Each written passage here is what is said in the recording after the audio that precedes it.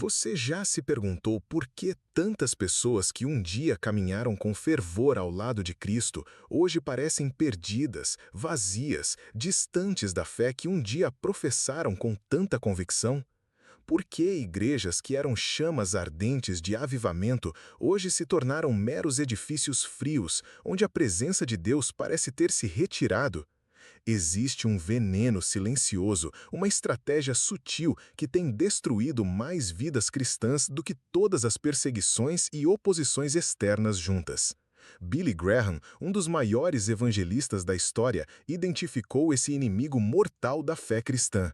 E hoje você vai descobrir como ele opera, por que é tão eficaz e, principalmente, como você pode se proteger dessa armadilha espiritual que tem ceifado milhões de almas.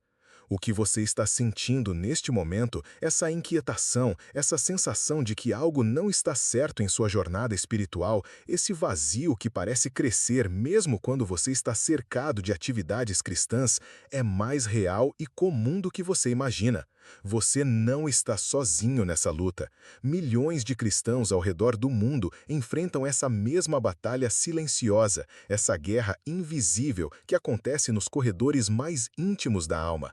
É uma batalha que não se trava com espadas ou escudos, mas com a própria essência de quem você é, com suas motivações mais profundas, com o fogo sagrado que deveria queimar eternamente em seu coração. Quando olhamos para a história do povo de Deus, vemos um padrão que se repete como ondas do mar. Moisés, após 40 anos guiando o povo pelo deserto, viu uma geração inteira perecer não por causa de inimigos externos, mas por causa da dureza de coração que se instalou gradualmente. Davi, o homem segundo o coração de Deus, experimentou as consequências devastadoras de quando a complacência espiritual abriu portas para o pecado.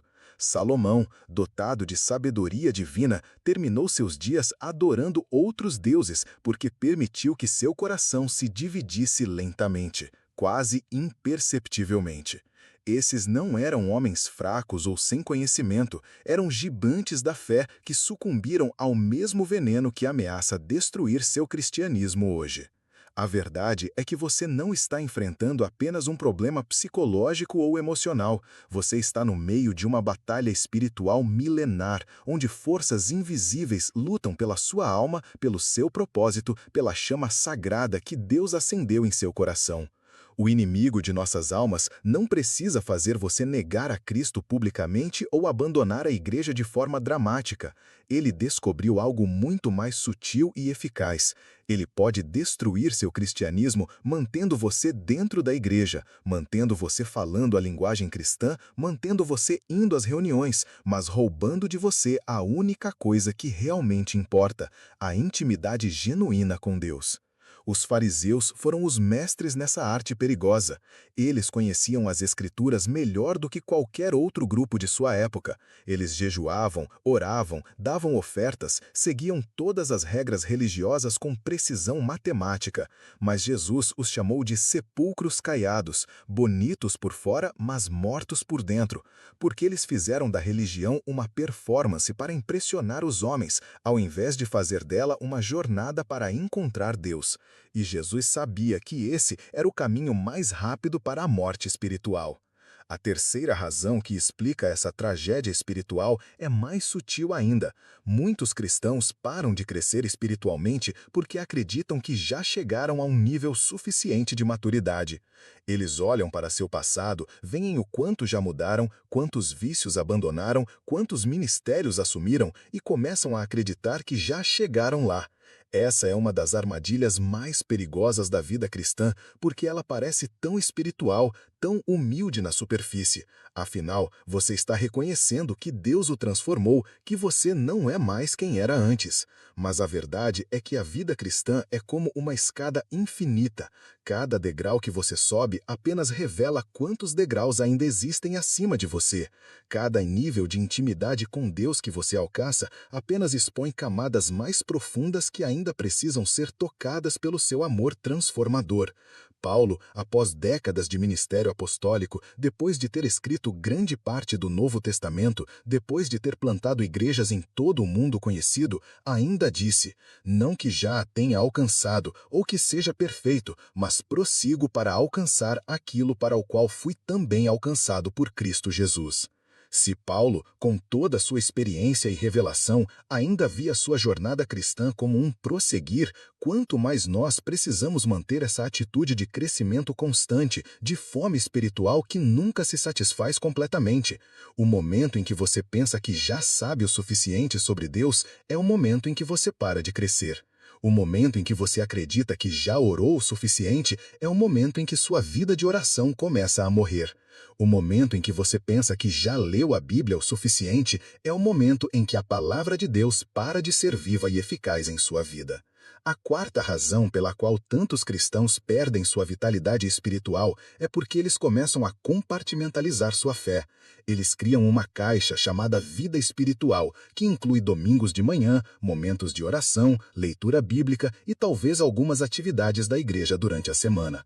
Mas o resto de sua vida, seu trabalho, seus relacionamentos, suas decisões financeiras, sua vida emocional, seus sonhos e ambições operam em uma lógica completamente diferente, muitas vezes completamente secular. Jesus nunca pretendeu que segui-lo fosse apenas uma parte de sua vida. Ele disse: se alguém quiser vir após mim, negue-se a si mesmo, tome sua cruz e siga-me. Tomar a cruz não é uma atividade de fim de semana. Negar-se a si mesmo não é algo que você faz apenas durante o culto. Seguir Jesus é um estilo de vida total, uma entrega completa, uma transformação que afeta cada área de sua existência.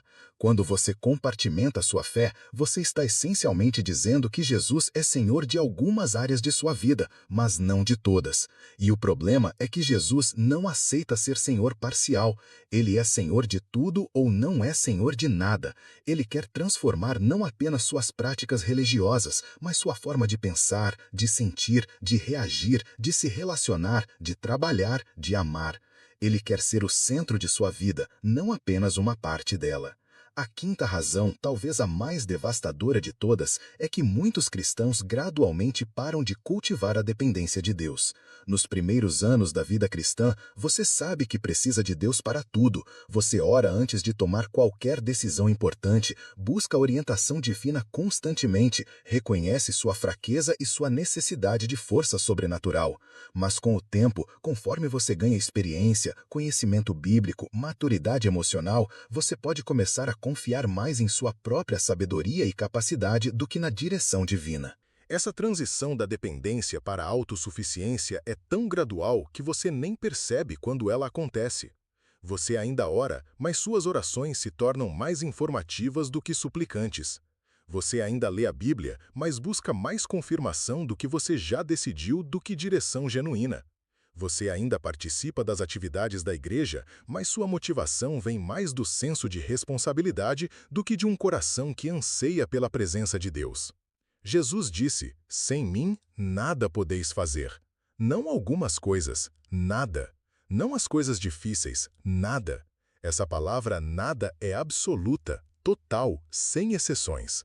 Mas é fácil começar a acreditar que você pode fazer algumas coisas sozinho, que sua experiência e conhecimento o capacitam a navegar certas situações sem buscar a Deus intensamente. E quando você começa a viver independentemente de Deus, mesmo que seja apenas em áreas pequenas, você está plantando sementes de morte espiritual que eventualmente florescerão em uma vida cristã seca, mecânica e sem poder.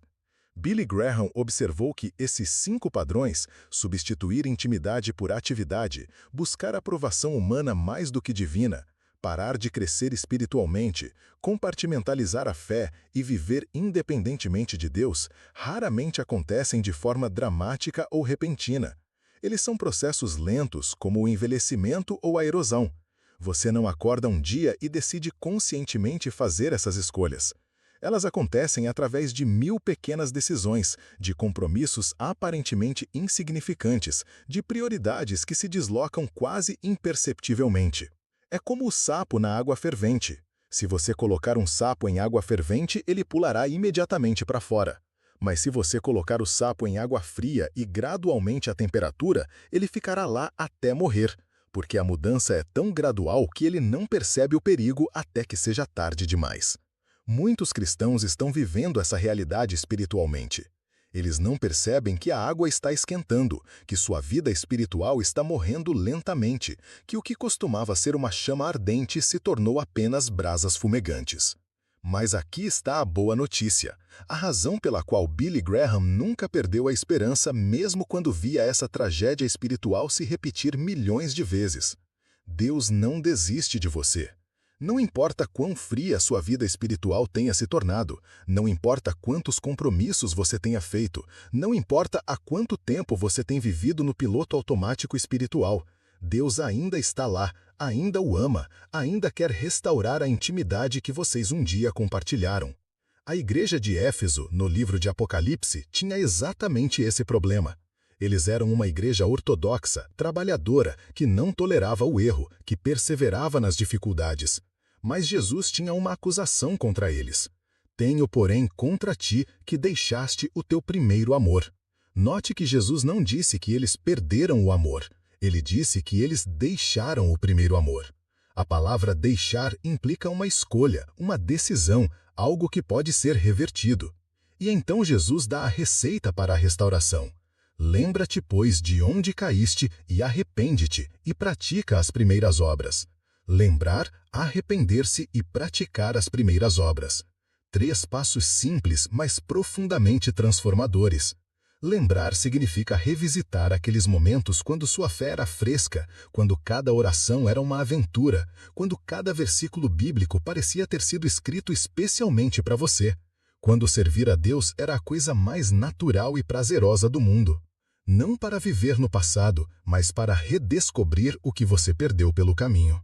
Arrepender-se significa reconhecer que você se afastou do caminho, que suas prioridades se desalinharam, que você trocou o melhor pelo bom, que você permitiu que coisas secundárias se tornassem primárias em sua vida. Arrependimento genuíno não é apenas sentir remorso, é uma mudança de mente que resulta em uma mudança de direção. Praticar as primeiras obras significa voltar a fazer aquelas coisas que alimentavam sua alma quando você era um cristão jovem. Orar com simplicidade e honestidade, ler a Bíblia com fome e expectativa, servir com alegria e humildade, buscar a face de Deus com sinceridade e persistência. Se você continua conosco nesta jornada de reflexão espiritual, considere se inscrever em nosso canal para receber mais conteúdos que podem ajudá-lo a aprofundar sua caminhada com Deus e redescobrir a intimidade que Ele tanto deseja ter com você. A restauração espiritual não é um processo que acontece da noite para o dia. É uma jornada que requer paciência, humildade e principalmente fé. Fé de que Deus ainda está interessado em você, ainda tem planos para a sua vida, ainda quer usar você para a sua glória. Fé de que não é tarde demais para reacender a chama, para voltar ao primeiro amor. Pense em Davi após seu pecado com Batseba. Ele poderia ter se afundado na culpa, na vergonha, na crença de que havia perdido para sempre sua posição especial diante de Deus. Mas em vez disso, ele escreveu o Salmo 51, uma das orações mais honestas de toda a Escritura. Cria em mim, ó Deus, um coração puro, e renova em mim um espírito reto. Não me lances fora da tua presença, e não retires de mim o teu Espírito Santo. Torna a dar-me a alegria da tua salvação, e sustém-me com um espírito voluntário. Davi não tentou se justificar, não tentou minimizar seu pecado, não tentou manipular Deus com promessas vazias. Ele simplesmente se colocou diante de Deus em total vulnerabilidade e honestidade, reconhecendo sua necessidade de purificação, renovação e restauração. E Deus respondeu. Deus sempre responde ao coração quebrantado e contrito. Pedro é outro exemplo poderoso de restauração. Depois de negar Jesus 3 vezes, ele poderia ter desistido, poderia concluir que não era digno de ser um discípulo, muito menos um líder da igreja primitiva. Mas Jesus o procurou na praia, e em uma das conversas mais tocantes registradas nos evangelhos, Jesus deu a Pedro 3 oportunidades de declarar seu amor, uma para cada negação. Jesus não apenas restaurou Pedro, mas o comissionou para pastorear seu rebanho. Essas histórias nos mostram que Deus não é um Deus de condenação, mas de restauração. Ele não é um Deus que desiste de você quando você falha, mas um Deus que o busca quando você se afasta. Ele não é um Deus que quer punir você por seus erros, mas um Deus que quer transformar seus erros em oportunidades de crescimento e intimidade mais profunda. A chave para a restauração espiritual está em entender que Deus não está interessado apenas em mudar seu comportamento, ele está interessado em transformar seu coração. Comportamento mudado sem coração transformado é apenas modificação externa que não perdura. Mas quando Deus toca seu coração, quando Ele reacende a paixão por sua presença, quando Ele renova o primeiro amor, a mudança de comportamento acontece naturalmente, organicamente, de dentro para fora. Isso significa que você não precisa tentar se forçar a sentir o que não sente. Você não precisa fingir uma paixão que não tem. Você não precisa tentar se convencer de que sua vida espiritual está bem quando ela não está. Deus prefere sua honestidade brutal do que sua religiosidade fingida. Ele prefere um coração quebrantado e honesto do que uma fachada espiritual perfeita. Comece onde você está. Se sua vida de oração está seca, admita isso para Deus. Se a leitura bíblica se tornou um fardo, seja honesto sobre isso. Se você está servindo por obrigação ao invés de por amor, reconheça isso. Se você está mais preocupado com a opinião dos outros do que com a opinião de Deus, confesse isso. A honestidade é o primeiro passo para a restauração. Então, comece pequeno. Não tente mudar tudo de uma vez. Não faça resoluções grandiosas que você sabe que não conseguirá manter. Em vez disso, faça uma pequena mudança genuína. Talvez seja reservar 15 minutos pela manhã para orar honestamente com Deus. Talvez seja ler um capítulo da Bíblia com a oração de que Deus fale com você através da sua palavra. Talvez seja encontrar uma maneira de servir que nasça do amor ao invés da obrigação. O importante é começar. A jornada de 1000 milhas começa com um único passo. A restauração espiritual completa começa com um único momento de honestidade diante de Deus. O retorno ao primeiro amor começa com uma única decisão de buscar a face de Deus com sinceridade. Billy Graham costumava dizer que a vida cristã não é uma corrida de velocidade, mas uma maratona. Não se trata de quão rápido você pode chegar, mas de perseverar até o fim. Não se trata de nunca cair, mas de sempre se levantar. Não se trata de ser perfeito, mas de ser progressivo. Não se trata de impressionar os outros, mas de amar a Deus com todo o seu coração, alma, mente e força. A batalha pela sua alma não acabou. O inimigo não vai desistir de tentar roubar sua intimidade com Deus, sua paixão pela sua presença, sua fome pela sua palavra. Mas você tem uma arma poderosa, a graça de Deus. Você tem um aliado invencível, o Espírito Santo. Você tem uma promessa infalível, que aquele que começou a boa obra em você há de completá-la até o dia de Jesus Cristo. Não importa quantas vezes você tenha caído, quantas vezes tenha se desviado, quantas vezes tenha escolhido o caminho da religiosidade ao invés do caminho da intimidade, hoje é um novo dia. Hoje é uma nova oportunidade. Hoje você pode escolher voltar ao primeiro amor, voltar à simplicidade da fé, voltar ao relacionamento íntimo com aquele que morreu para ter você como seu. Lembre-se, Deus não está procurando cristãos perfeitos, Ele está procurando cristãos genuínos. Ele não está procurando pessoas que nunca falham, Ele está procurando pessoas que sempre se levantam. Ele não está procurando religiosos impressionantes, Ele está procurando filhos apaixonados. O cristianismo não é destruído por uma grande crise ou por uma oposição externa violenta. O cristianismo é destruído por um passo fácil, quase imperceptível. O passo que o leva da intimidade para a atividade, da paixão para a performance, do relacionamento para a religião. Mas a boa notícia é que o mesmo passo que pode destruir seu cristianismo também pode restaurá-lo. O passo de volta para o primeiro amor, de volta para a presença de Deus, de volta à simplicidade e sinceridade da fé genuína. Então, enquanto você reflete sobre essas palavras, enquanto o Espírito Santo trabalha em seu coração, enquanto você sente talvez uma inquietação santa, uma fome renovada, uma sede de algo mais real e profundo em sua vida espiritual, permita-me fazer uma pergunta final. Você está disposto a dar esse passo? Você está disposto a abandonar a religiosidade confortável pela intimidade transformadora? Você está disposto a trocar a aprovação dos homens pela aprovação de Deus? Você está disposto a sair da zona de conforto espiritual e embarcar numa jornada que pode mudar tudo? A escolha é sua. Deus está esperando. Seu coração está batendo. Sua alma está clamando. O que você vai fazer com este momento de revelação? Com esta oportunidade de recomeçar? Com esta chance de redescobrir o que realmente significa ser cristão? Que Deus o abençoe e o guie nessa jornada de volta ao primeiro amor. Que Ele reacenda em seu coração a chama da paixão genuína por sua presença. Que Ele o liberte das armadilhas da religiosidade e o conduza à liberdade gloriosa dos filhos de Deus. E que, no final de sua jornada terrena, você possa dizer como Paulo: combati o bom combate, acabei a carreira, guardei a fé. A batalha pela sua alma espiritual não terminará enquanto você estiver nesta terra. Mas você não está sozinho nessa luta.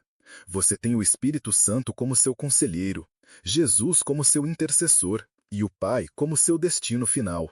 Você tem a igreja como sua família, a palavra como sua espada e a oração como sua fortaleza. Você tem tudo o que precisa para vencer. Agora é hora de agir, é hora de escolher, é hora de dar o primeiro passo na jornada de volta ao primeiro amor. Que essa escolha transforme não apenas sua vida, mas também a vida de todos aqueles que Deus colocou em seu caminho. Que você seja um instrumento de avivamento, um canal de restauração, uma luz que brilhe em meio à escuridão deste mundo. A pergunta que fica é esta: daqui a um ano, quando você olhar para trás, você verá este momento como um ponto de virada em sua jornada espiritual ou como mais uma oportunidade perdida? A resposta está em suas mãos. Que Deus o ajude a escolher sabiamente.